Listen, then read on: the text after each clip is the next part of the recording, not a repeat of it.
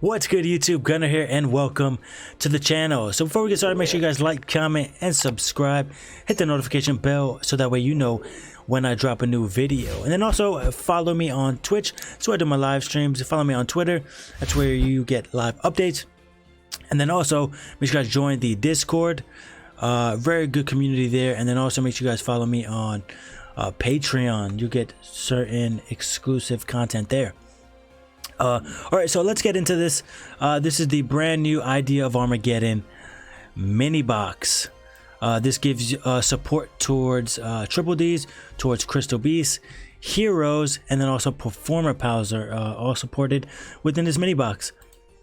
So a couple notable cards. For Triple Ds, we're gonna have Doom King Armageddon. It is a level 8 Dark Scale 4 monster. So its pendulum effect says once per turn you can target one Double D monster you control against 800 attack. It's okay, not bad. And then once per turn, if a monster you control is destroyed by battle or card effect, you can target one of those monsters. This card gains attack equal to that monster's original attack until the end of this turn.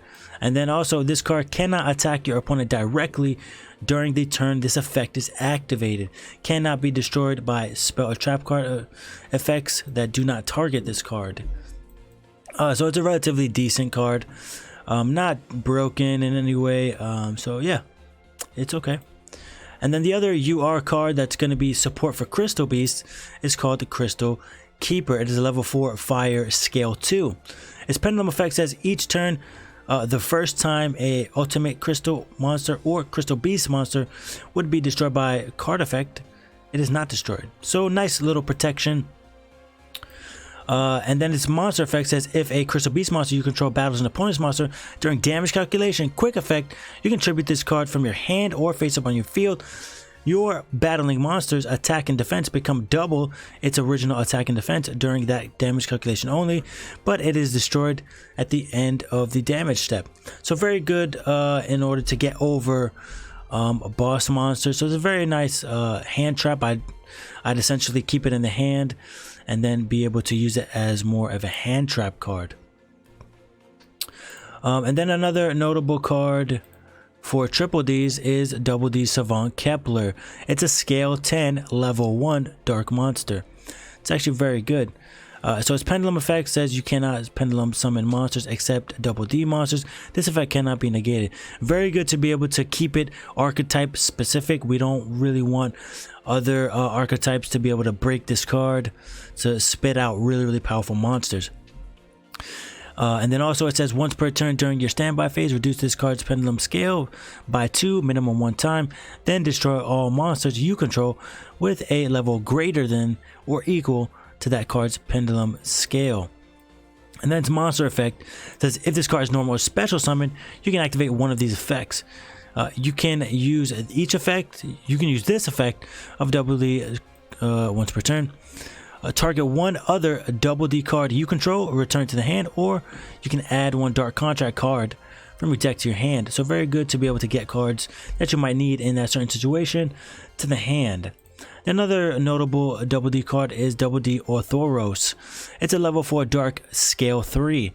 Its pendulum effect says once per turn you can target one spell/trap card on the field and one other Double D or Dark Contract card you control, destroy them. So it's very good to be able to out your maybe some problematic spell or trap cards that your opponent has, but also giving you the advantage of destroying your own Dark Contract card or your own monsters on the field. So very good. And then its monster effect is when you take battle or effect damage, you can special summon this card from the hand. If this card is special summoned from your hand to the field, you cannot special summon monsters for the rest of this turn except fiend type monsters. So it's very nice when you take battle damage. It's a free special summon, so very good. And then some Performer Pal stuff here is Donkey. When this card is normal or special summon, you can send one Performer Pal monster from your deck to the graveyard, so that's a built-in Foolish Burial. And then if you have 2 cards in your pendulum zones, you can add it to your hand instead. So very nice to be able to add cards.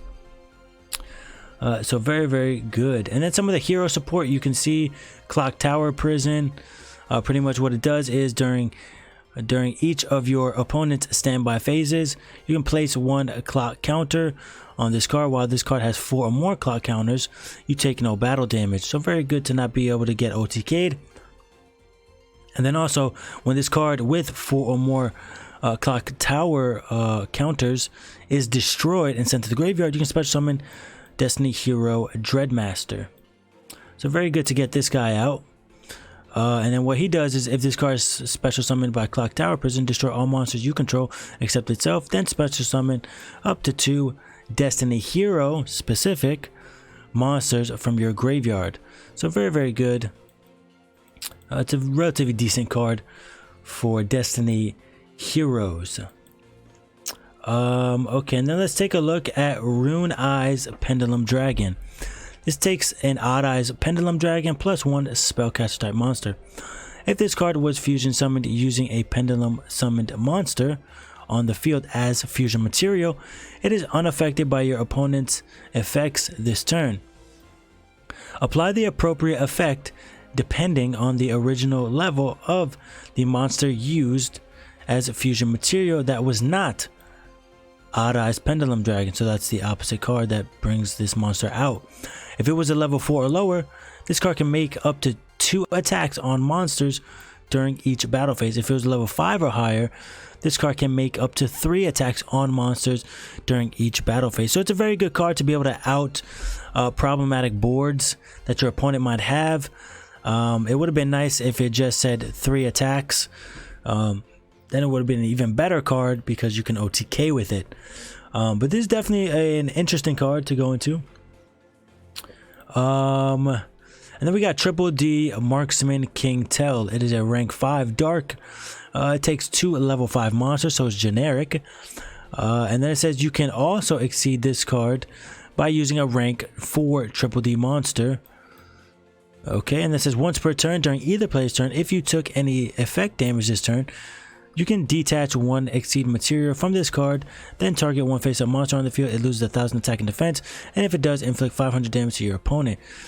So that's actually really good when you take damage from your own cards, from your own dark contracts.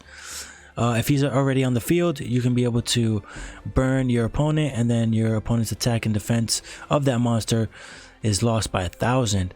And it says if this card is sent from the field to the graveyard, you can send 1 double D or dark contract card from your deck to the graveyard. So a nice way to fuel up your graveyard for certain effects of other cards. Alright, so I think that's gonna be the review on the mini box. In my opinion, it's okay. But if you really want to play a Triple D's a different way rather than mostly fusion, you'll be able to go into and grab some Keplers, grab some Orthoros, and maybe even Savant Newton. So pretty much, if you want to play Triple D's a different way, maybe more pendulum based, you can go into the mini box and pick it up. And for the most part, you can go into the mini box 2 times with about 9,000 to 10,000 gems. I believe it's about 10,000 gems. So you can go into this multiple times, which is really nice. And then if you're more of a hero player, you might want to pick up some of the hero support here. But yeah, again, my opinion on the structure, on the mini box is that it's all right. I'm not sure if it's going to be meta breaking. We have to wait a little bit to be able to see kind of what the meta forms out to be. And then yeah, so again, if you guys want to go into it, I would go into it if you're interested in playing some of these other archetypes. But it doesn't seem like it's going to be really meta changing right now. It could potentially in the future. So for me personally, I'm not going to jump into this right now. I'm going to actually save some more gems. As you can see on the top right corner, I've got 999 gems. I didn't really go into the last box or a couple other boxes behind. So pretty much that's why I got that many gems. But yeah, anyway, thank you guys so much for watching. I hope you enjoyed it. If there's anything that I can do, leave any constructive criticism in the comment section down below. Let me know if anything was explained maybe poorly, or if things can be explained a little bit more in depth. So yeah, anyway, thank you guys so much for watching. Again, make sure you guys follow the YouTube, hit the notification bell and the subscribe button.